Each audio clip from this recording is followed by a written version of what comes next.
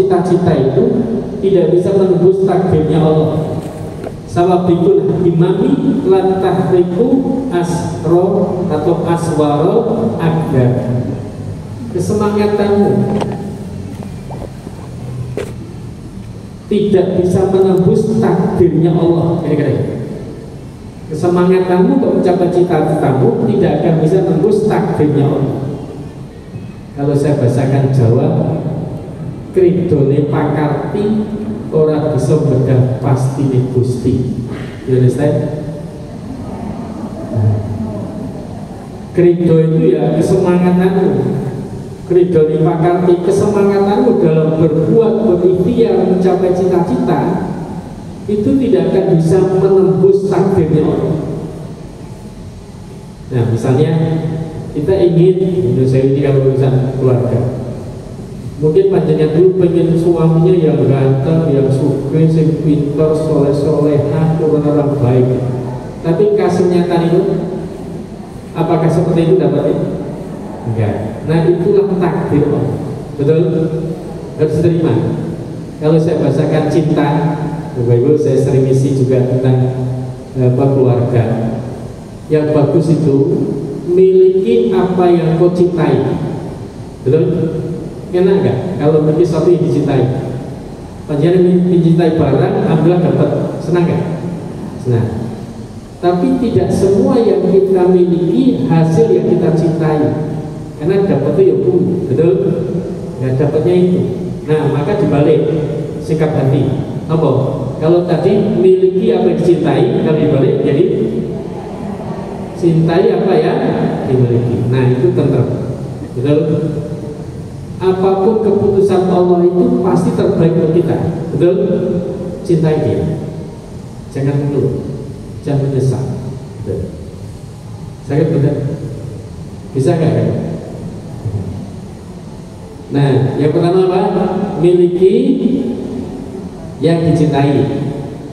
Kalau nggak dapat itu, maka dibalik, cintai apa yang dimiliki. Dan bosol yang lain kona'ah, nerima aja, betul? Mengeluh juga nggak dapat kok, membandingkan dengan yang lain juga nggak dapat kok. Kayak ini kok dibanding ya kan, siapa lah. Nah, tapi yang bagus Bapak Ibu, Ibu-ibu, kalau tadi kalimatnya biar menghafal, pertama miliki apa yang dicintai. Kalau nggak dapat itu ya sudah, cintai apa yang dimiliki. Lebih bagus lagi, paling bagus mungkin, miliki dan cintai apa yang Allah pilihkan untukmu. Apa? Miliki dan cintai apa yang Allah pilihkan untukmu. Jawab. Suami panjenengan itu pilihannya siapa? Allah atau orang tua atau hansip? Karena ada yang ketangkep itu. Atau pilihan panjenengan siapa? Berani nggak mengatakan suami itu pilihan panjenengan atau pilihannya Allah? Nah, kalau pilihan Allah, lewatnya pasti istiqoroh, sandarannya kan enak. Yang saya dulu aktif di Jamaah Saluddin ini, ya, di lingkungan kita dikit. Ketika saya sudah saatnya mau nikah, insya Allah saya nggak pacaran.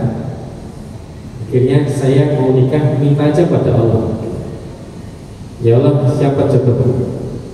Saya lakukan untuk menghilangkan nafsu saya dengan puasa Daud, sholat malam yang mulai, istikharah, duha, semua insya Allah saya lakukan agar betul-betul Allah yang pilihkan, bukan karena pilihan saya. Hanya saya satu awalnya masih melakukan kesalahan. Kesalahan saya setelah saya sadari, saya mendaftar nama-nama wanita yang kira-kira saya mau. Karena saya dulu aktif di Jamaah Saluddin, ketua Ramadan 87, sempat jadi ketua senat dan seterusnya. Saya MIPA alumninya. Nah, saya daftar, ya Allah, kalau kau pilihkan dengan si A ini, wanita ini, saya mau karena cantiknya, si B karena solehahnya, karena lulusan pesantren, si C karena apa? Terkumpul 20 orang. Nakalnya saya. karena tidak pahamnya. Nah, tiap malam habis istiqoroh saya hadapkan di hadapan saya, ya Allah pilihkan salah satu di antara ini, kalau jodohkan dia aku mau. Ya, ternyata 2 bulan berdekat nggak ada yang muncul. Akhirnya saya sadar, kertas itu saya sobek-sobek sampai tong sampah, saya pasrah pada Allah. Ya Allah, terserah engkau siapa yang kau jodohkan, saya nggak nyebut nama, terserah Allah. Saya terus lakukan dengan istiqoroh, sholat tahajud, puasa daud dan seterusnya. Sebulan kemudian muncul dalam mimpi saya. Jadi istiqoroh itu hasilnya bisa mimpi, bisa ketetapan hati, bisa suara, bisa apapun, terserah Allah. Nah, dalam mimpi saya betul-betul ketemu wajah wanita yang ternyata di luar yang 20 tadi. Berarti keberapa? 21. Sempat saya protes, setengah protes dengan Allah. Ya Allah, apa yang kau jodohkan dia untuk saya? Tidak masuk kriteria saya Allah. Tapi semakin saya mendekat pada Allah, nyata bagi saya keyakinan kepada hati itu jodoh saya. Ya sudah, saya sudah 2 tahun gak ketemu, akhirnya saya cari kemana anak ini dia. Saya googling aja. Alhamdulillah ditemukan oleh teman, akhirnya ya sudah saya lamar, alhamdulillah nikah, anak saya 6. Iya.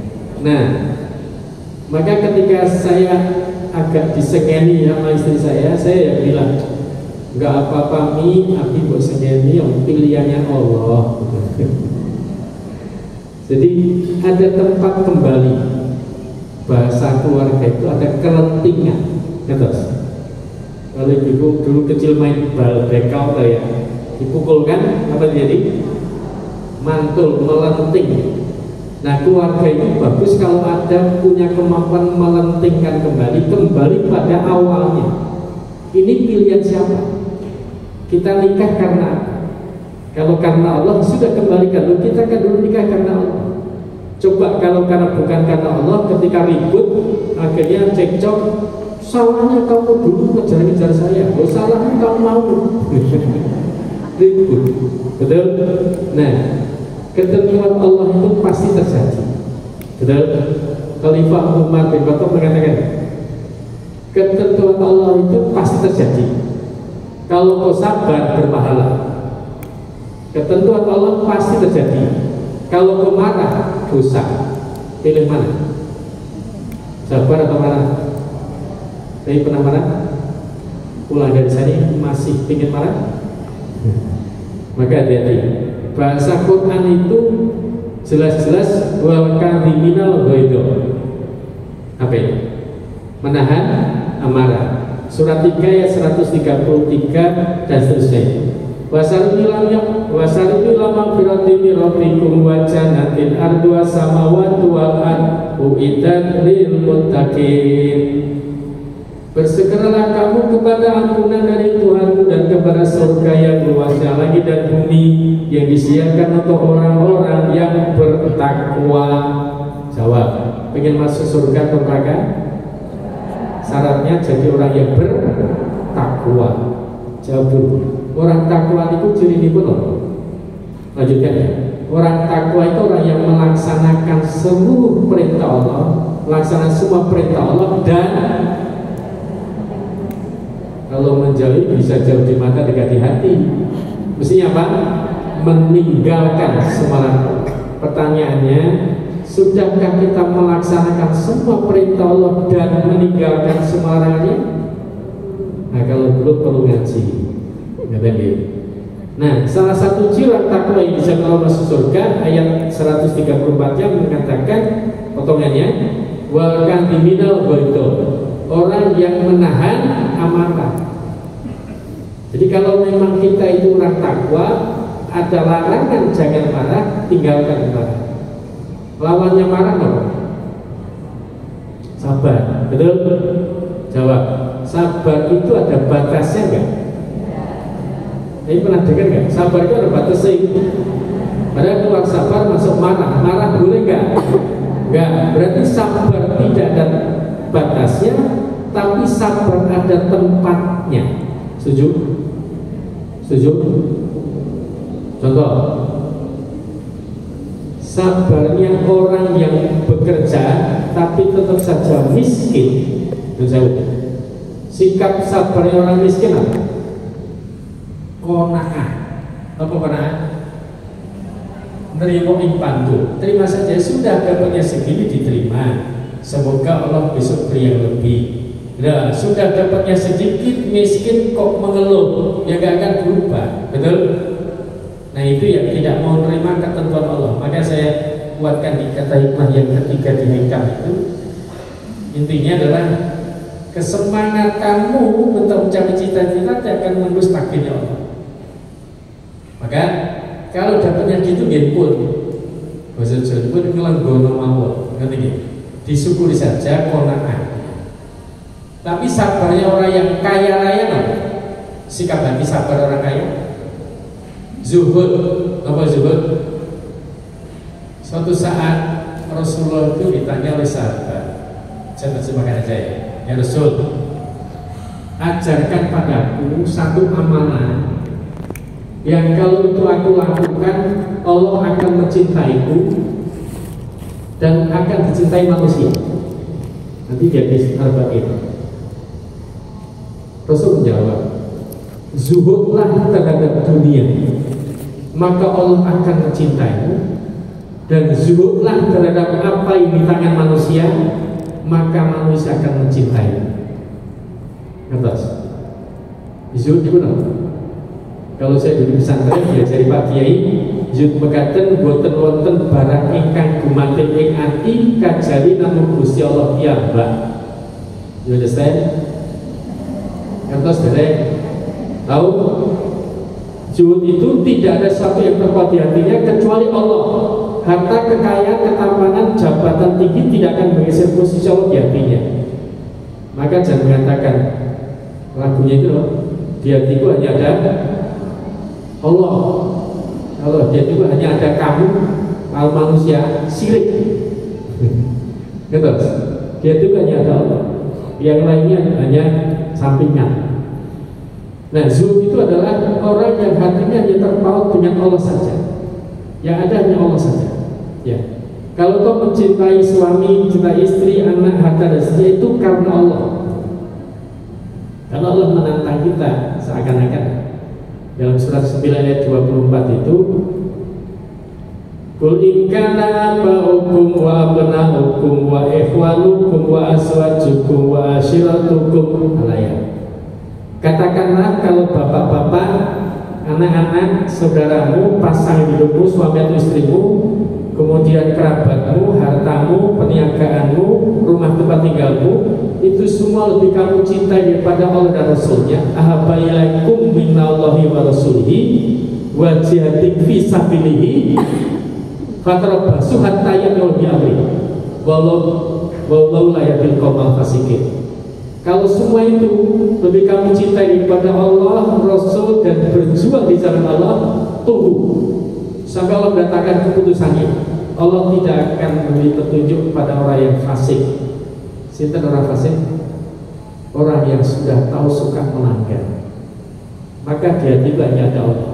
Harus berani menyatakan. Nah, orang zuhud terhadap dunia itu, dia menerima apapun yang Allah berikan, tidak protes, tidak mengeluh. Kok dapatnya ya segini? Gitu. Kok itu ya ini? Ya. Pengennya sih kok dapatnya ini. Nah, itu orang yang tidak zuhud. Orang zuhud itu tidak terpengaruh. Maka Allah akan mencintai kita kalau kita betul-betul mau menerima keputusan Allah. Ya. Tidak kemudian jabatan tinggi, kaya, sombong. Enggak. Tidak menggeser sosial dari hati kita. Itu zuhud. Kalau zuhud terhadap dunia, tidak mengeluh, tidak protes dengan apapun yang Allah berikan, apapun bentuknya. Kalau zuhud terhadap apa yang di tangan manusia, boten iri, dengki, srehi. Bisa jodoh. Iri, dengki, srehi, jahit, petakil. Ya. Artinya boten milik darbe inglia. Atas. Ya, tidak tertarik apapun yang diberi orang lain. Maka Hasan Basri mengatakan Allah tidak mungkin salah memberikan rezekinya kepada orang lain, rezekiku itu. Betul? maka nggak usah terpengaruh yang lain. Itu rezekinya dia, nggak apa-apa. Itu haknya dia. Allah inginkan itu, benar. Sehingga orang akan mencintai kita. Dan sampai jadinya tahu tingkatan iri, dengki, serahi. Ya.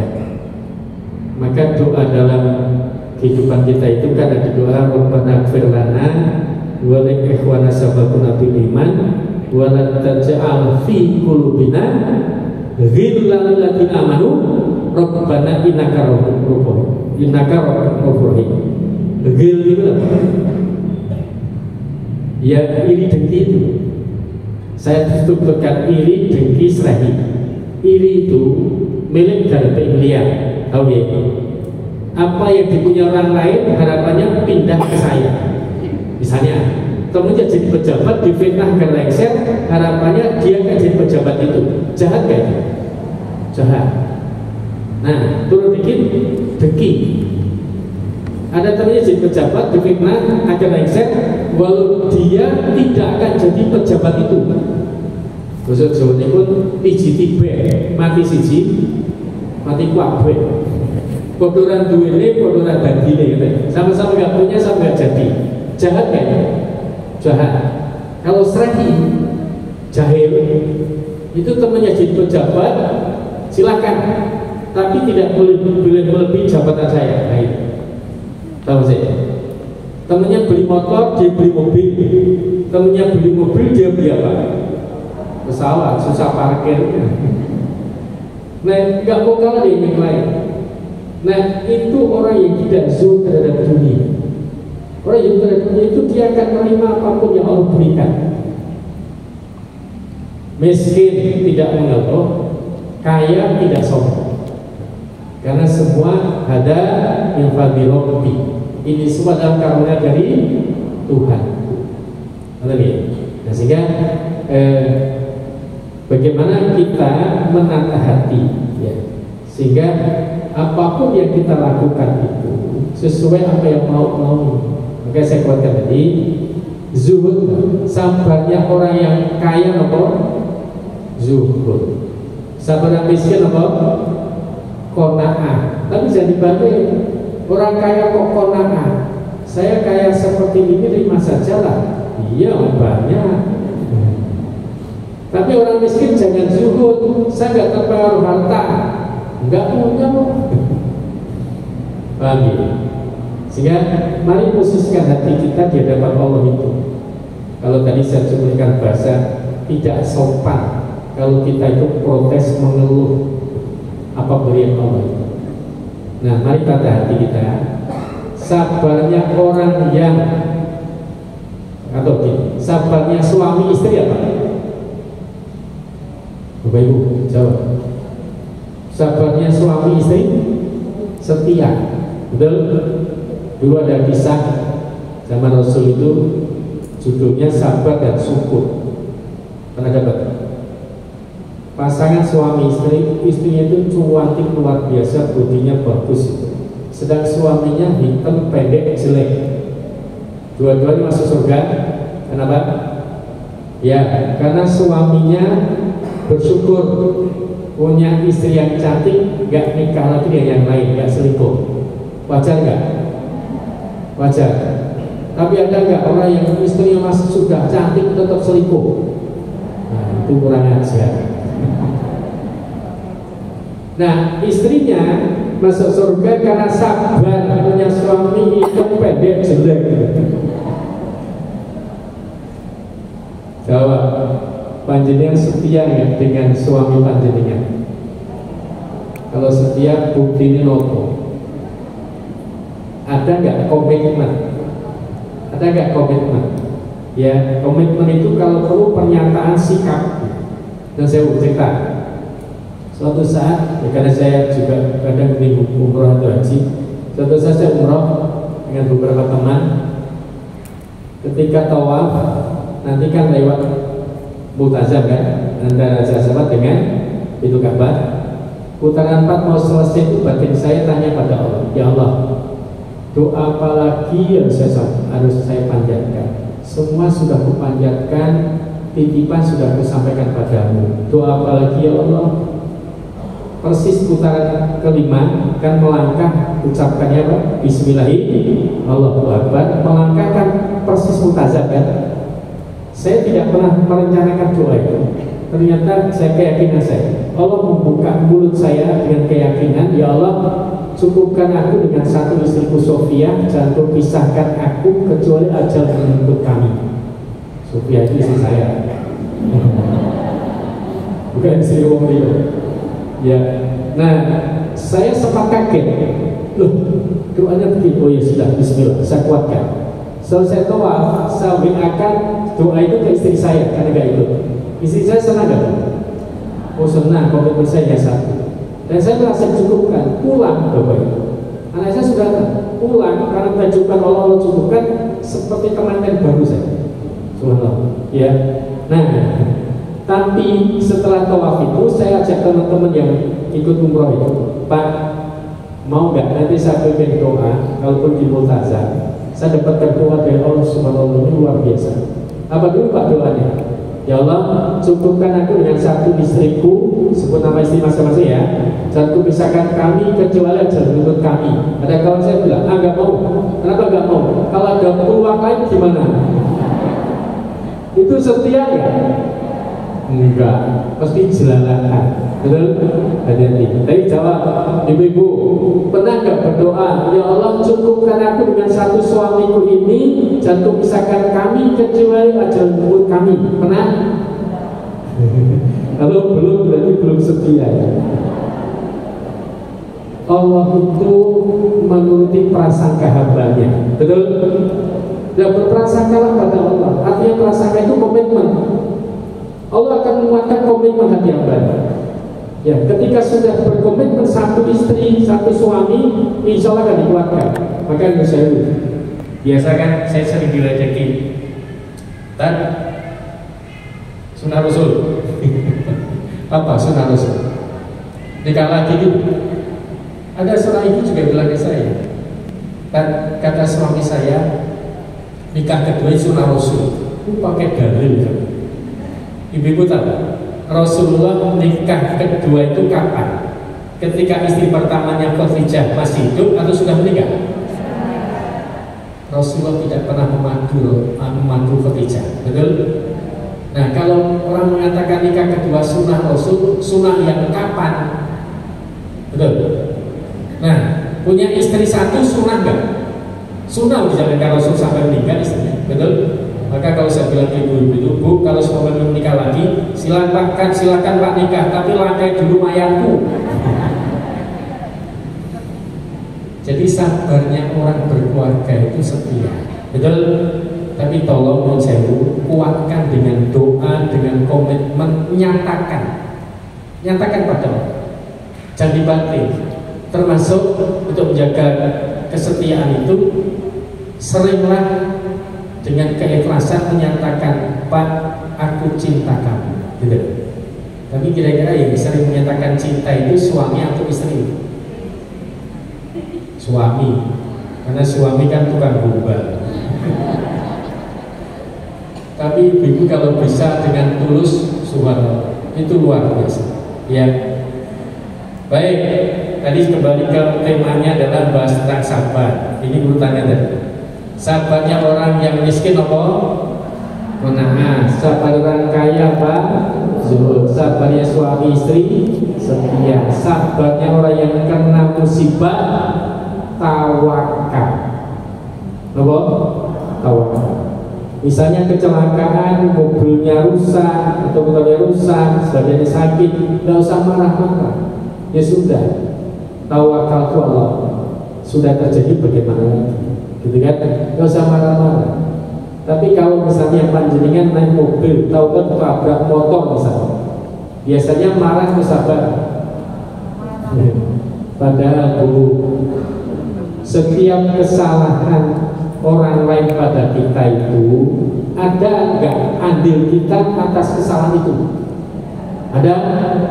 Kenapa kita tidak minta maaf duluan? Kalau saya bahas tentang memaafkan, ada 5 tingkatan dalam hal memaafkan. 1, orang yang salah tidak minta maaf, ini paling jelek. Yang kedua, orang yang tidak memaafkan kesalahan orang lain, ini masih jelek. Agak baik orang yang salah minta maaf, tapi kejelekannya apa? Melakukan kesalahan, tapi baiknya minta maaf. Yang keempat, dalam Quran surat Al-Imran 134 itu wal afina aninas. Orang takwa yang akan masuk surga adalah orang yang memaafkan kesalahan orang lain, baik diminta maupun tidak. Tapi yang paling hebat adalah orang yang minta maaf kepada orang lain yang berbuat salah pada dia. Apa? Minta maaf pada orang lain yang berbuat salah pada kita. Bisa nggak? Kalau orang lain berbuat salah pada kita yang minta maaf. Bisa nggak? Mau nggak? Susah nggak? Oh dia yang salah kok saya minta maaf. Padahal kesalahan orang lain itu karena ada andil kita terhadap kesalahan itu, betul? Kenapa kita nggak minta maaf? Itu bahasa Jawa ini punya makom yang hebat, yang tinggi. Karena dia tahu bahwa misalnya ini si A dihutangi si B, terus jadi si B mau dikembalikan bulan depan, ternyata sudah 5 bulan dan dikembalikan. Yang salah siapa? Yang B atau A? B salah nggak? Salah. Tapi salahnya B itu ada nggak karena andilnya A ngutangi tadi? Iya lah, diutangi dia juga nggak punya masalah, betul? Berarti orang ngutangi itu mesti juga ada salahnya, betul? Kalau risiko nggak disaur, nggak di. Mari sadari bahwa semua yang terjadi itu pasti ada andil kita. Maka kalau ada musibah, sikap sabarin apa? Tawakal. Nah, dibalik sekarang. Kalau sabarnya orang yang perang, orang yang berjuang, apa? Sabar yang berperang, saja'ah. Apa saja'ah? Berani sampai titik darah penghabisan. Jangan tinggal gelanggang colong layu. Nah, sehingga sabarnya orang kena musibah apa? Tawakal. Sabarnya orang yang berperang, saja'ah. Jangan dibalik perang kok tawakal, ya bunuhlah saya gitu. Ya nggak pas, betul? Baik, sabarnya orang sholat apa? Khusyuk. Khusyuk itu apa? Khusyuk itu tenangnya hati, ketundukannya hati, kecintaannya hati kepada Allah. Minimal 3 itu. Apa? Tunduk, tenang, cinta pada Allah. Itu akan khusyuk. Maka kalau orang sabar dalam hidup ini jangan tergesa-gesa sholatnya. Suatu saat waktu duhur kira-kira sudah datang, tapi Bilal belum ada. Rasul dikatakan, arif nafsaka Bilal, istirahatkan aku Bilal, atau siapa? Supaya Bilal segera ada. Terus setelah ada sholat, berarti sholat itu istirahat hambaku. Ilustrasi,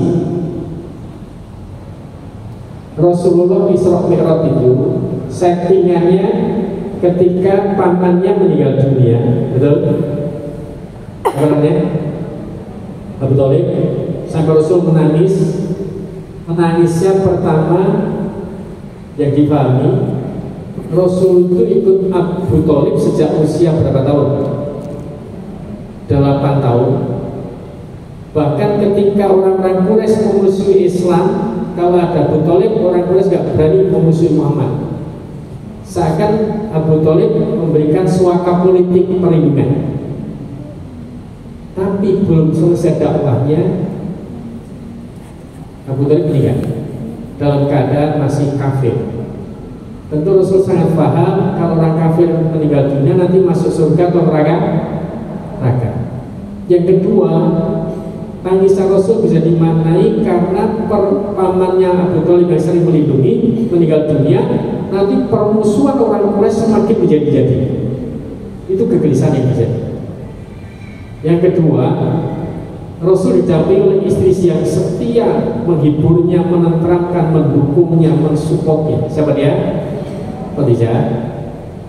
Dakwah belum selesai, tidak lama kemudian setelah Abu Thalib meninggal, Khadijah meninggal dunia. Kesedihan sangat mendalam, maka tahun ini tahun kesedihan. Sampai kalau saya bahasakan di Jawa, Rasul itu kalah. Ya, Rasul juga manusia, mungkin pernah melakukan kesalahan, tapi dimaksudkan oleh Allah. Akhirnya ngajak sahabat hijrah dari Mekah ke Taif. Harapannya di Taif dapat apa? Perlindungan. Ternyata situ dimusuhi orang Taif, anak-anak kecil melempari batu, dicaci maki, dicibir, sampai Rasul berlumuran darah. Kesedihan yang mendalam. Bayangkan dulu ya. Nah, sebelum nanti saudara, di saat itu Rasulullah sangat sedih, terungkap dalam firman Allah surat Al-Kahfi ayat 6 dan 7. Fala alaka bakhibun nafsaka ala asalihim ilam yu'minu bihadzal hadisi asafa. Muhammad, apakah engkau bersedih hati akan untuk dirimu karena bersedih hati mereka tidak mengikuti keterangan Al-Quran ini? Sangat sedih saat itu Rasul. Ya. Tapi nggak mungkin Rasul bunuh diri. Akhirnya Allah lanjutkan firman itu, Inna ja'alna ma'alal ardi zinata laha linabluwahum ayyuhum ahsanu amala. Muhammad, aku jadikan semua di dunia ini sebagai perhiasan untuk menguji mereka siapa yang terbaik perbuatannya. Rasul akhirnya menyadari, sempat berdoa di Taif. Kira-kira kalau saya terjemahkan doanya, ya Allah, aku hambamu, maafkan aku ya Allah, aku belum bisa mengajak mereka untuk ke jalanmu. Ya Allah, engkau serahkan siapa kepemerintahan, kepemimpinan ini kepada orang yang selalu memusuhiku, menjauhkan kami darimu ya Allah. Ya Allah, aku tidak peduli dengan semua itu, asal aku tidak marah padaku. Jadi kalimat yang sangat mendalam.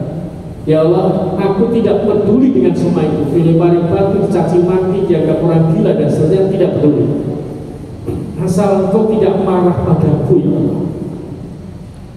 Ya Allah, penyelamanmu yang luas itu memberikan harapan buatku, engkau pasti menolong kami. Ya Allah, aku berlindung dengan cahaya wajahmu yang membuat kegelapan diterang beneran.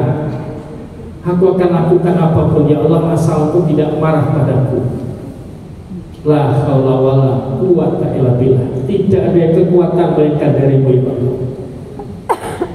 Itu di antara potongan doa di musuh. Nah, kesedihan yang mendalam dialami oleh Rasulullah itu, akhirnya Rasul kembali lagi ke Mekah, mulailah di Isra dan Mi'rajkan beliau.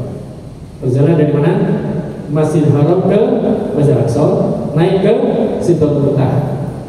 Di sana bertemu Allah, mendapatkan perintah apa? Sholat. Maka sholat itu piknik. Bebas.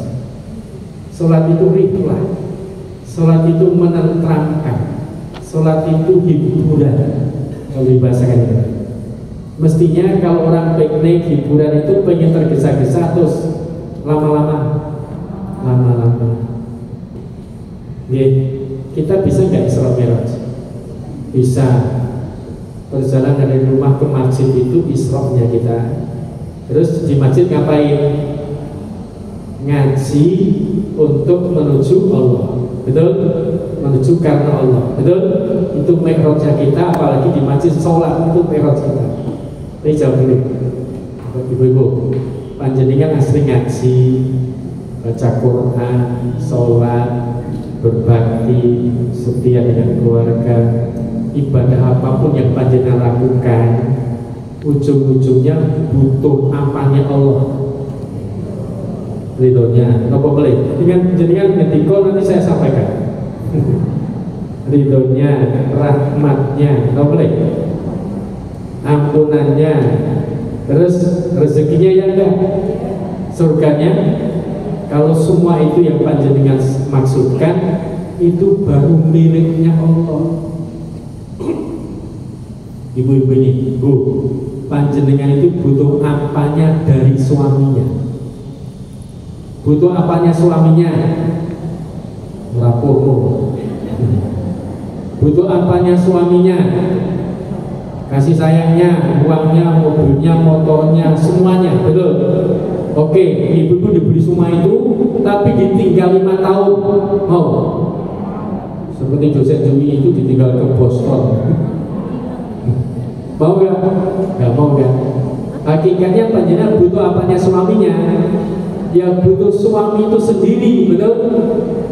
Mangan ramangan ya, kumpul gitu. Itu filsafat saya. Artinya kalau bersama suaminya, kalau lapar ya diberi uang untuk makan, betul? Kalau kehujanan diberikan rumah dan seterusnya. Berarti ibu-ibu ini butuh apanya Allah. Allah itu sendiri. Itulah mikrotnya kita pada Allah. Kalau panjenengan bisa memaknai ini akan muncul Allah.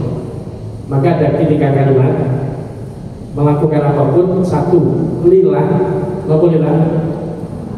Karena Allah, untuk Allah. Yang kedua, pelaksanaannya ma'allah. Apa? Ma'allah, membersamakan Allah, ikuti aturan Allah. Tujuannya illallah.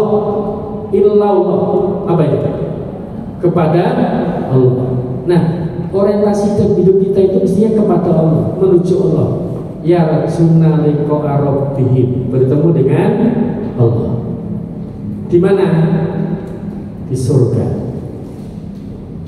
Surat Al-Kahfi ayat 110. Panjenengan bisa pahami di sana.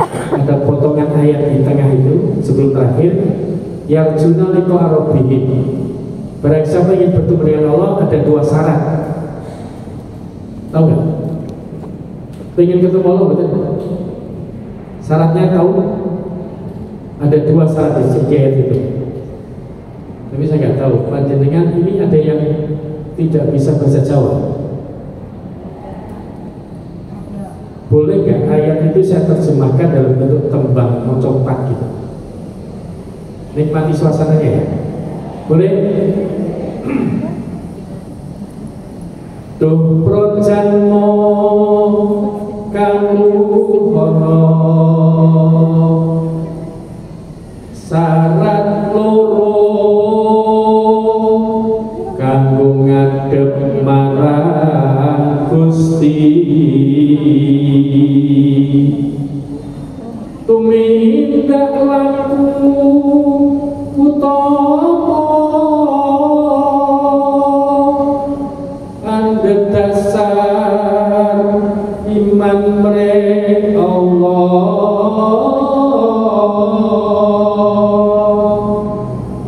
tanpa putra tanpa bapa tanpa ibu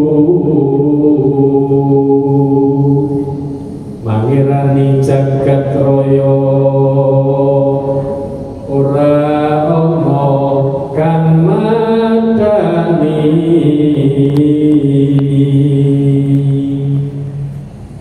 sekecap betul. Yang bapak sare ya. Ngertos? Wahai manusia, ketahuilah kalau pengen bertemu Allah ada 2 syarat.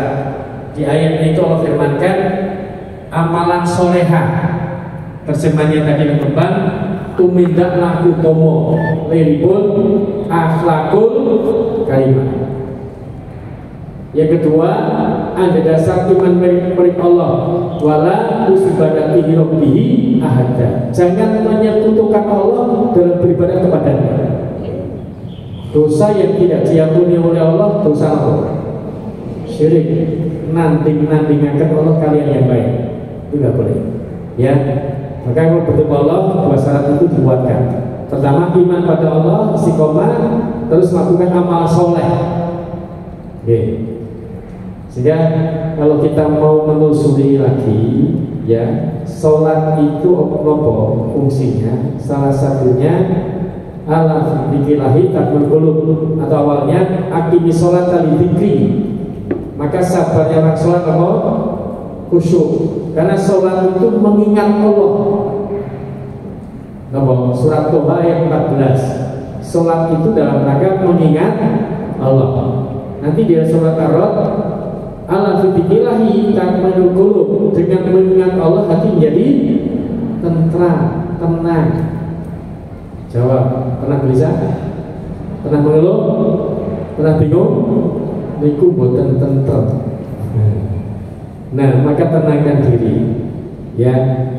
Nanti kalimatnya diikat juga kalimat arif nafsaka, istirahatkan dirimu dari mengurus sesuatu yang sudah dijamin oleh Allah. Karena apa yang dijamin oleh Allah, kau tidak perlu ikut mengurusi. Ya. Kalau mengurusi apa yang dijamin Allah dengan sungguh-sungguh, tapi dengan melalaikan kewajibanmu pada Allah, itu orang yang tertutup atau buta mata hatinya. Jadi kalau sholat yang lama, kenapa? Sholat tadi apa nih? Ingat Allah, perjumpaan kita dengan Allah. Sholat itu istirahat, refreshing, relaksasi, bahkan piknik. Betul? Contohnya itu ya, ibu-ibu itu kalau di rumah diminta tolong suami nggak? Sering. Tapi pernah nggak ketika sholat baru 1 rakaat suami bilang, Bu, berhenti dulu sholatnya, bantu bapak? Mungkin nggak, Bu? Nggak mungkin. Maka Bu, sholatlah yang lama. Dan berarti kokot. Caranya itu sholat lamanya. Kalau saya sering ingatkan, kendalikan semua dari nafasku. Ya, pernah bernafas? Pernah bernafas yang diniati? Jarang. Tapi pernah menghela nafas panjang? Pernah. Pada kondisi apa? Relax. Pada kondisi apa? Capek, banyak masalah, gak punya uang itu. Untuk apa menghela nafas panjang? Biar lega, relax, tenang, sejuk. Kenapa gak dipakai saat sholat? Kalau ini temanya sholat. Ada satu hadis qudsi, ketika kita baca Al-Fatihah saat sholat, Alhamdulillahirabbil alamin, Allah menjawab, hambaku telah memujiku. Terus sampai akhir Al-Fatihah, Allah jawab, itu semua aku berikan pada hambaku, terserah apa yang minta. Artinya setiap bacaan dijawab Allah kan? Iya. Khalifah Umar bin Abdul Aziz, Harun Rasyid maksudnya, Khalifah Rasyid ketika jadi imam sholat dijaharkan, jutaan ayat itu agak lama. Selesai ditanya sahabat atau zamannya, kenapa Khalifah lama? Ya, aku sedang menunggu jawaban Allah. Maka kalau sholat baca Al-Fatihah jangan ngebut Alhamdulillah, amin. Kapan Allah menjawabnya? Mekanismenya satu tarikan nafas, kuatnya Alhamdulillahirabbil alamin, dan nafas Ar-Rahmanir-Rahim. Terus itu dirasakan seakan dijawab Allah, syukur tahu arti dan maknanya. Contoh, ketika panjenengan maos Maliki Yaumiddin, artinya penguasa hari pembalasan. Yakin nggak besok kita pasti dibalas oleh Allah? Yakin? Pengen balasan surga atau neraka? Kalau pengen balasan surga, maka di dunia melakukan ahli surga atau ahli neraka? Surga. Kenapa marah? Karena marah itu ahli neraka. Bapak-ibu, ibu-ibu, gitu ya, hati-hati. Oke. Maka mari gunakan itu. Ya, kalau kita bisa memaknai sholat, tadi saya bertemanya ada sabar. Sabarnya orang sholat itu khusyuk dengan pemaknaan akan insya Allah akan sehat. Contoh, ketika duduk antara dua sujud yang dibaca, Rabbi firli warhamni wajibuni warfani warzuqni wahdini wa'afini warfani. Terjemahkan, wajibuni artinya opo? Wajibuni, tutupi airku ya Allah, Coba kalau aib kita dibongkar oleh sekarang, malu gak? Malu. Makna yang kedua, wajib ini selain ya Allah tutupi aibku, ya Allah tutupi agar aku tidak berbuat aib lagi. Maka ada bagian dalam dirinya untuk tidak melakukan kejelekan. Indah, Elva. Satu lagi, wa'afini artinya sehatkan. Allahumma fini fi badani, Allahumma fini fi sam'i, Allahumma fini fi basari. Wa'afini artinya sehatkanlah. Ninya siapa? Saya. Tapi mengapa ketika ucapkan wa'afini, pikiran kita jalan-jalan di luar diri? Mestinya ketika ucapkan wa'afini, konsentrasikan bagian mana yang ingin disembuhkan oleh Allah. Ini alhamdulillah, ini saya di kursi ini kadang lutut saya sudah agak kemeng gitu. Mungkin itu. Nah ketika saya ucapkan maaf ini, saya konsentrasikan hati pikiran saya ke lutut saya. Itu namanya self healing, pengobatan diri sendiri. Insya Allah. Oke. Baik. Terakhir, sabarnya dulu. Sabarnya orang yang miskin apa? Nah, sabarnya orang kaya. Zuhud. Sabarnya kena musibah, tawakal. Sabarnya perang, saja. Sabarnya suami istri, setia. Sabarnya sholat, khusyuk. Sabarnya peserta ikut pengajian ini apa? Ikuti sampai selesai. Jangan mikir kapan rampungnya gitu. Sebentar juga selesai.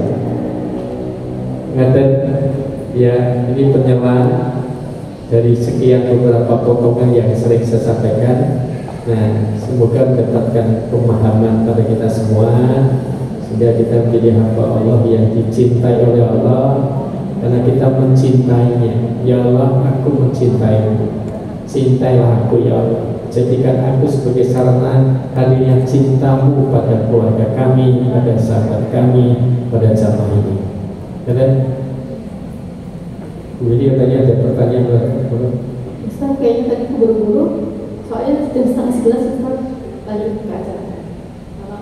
Kalau masih 20 menit. Oh gitu, oke baik. Silahkan buat ibu-ibu yang ingin bertanya, silahkan cepatkan.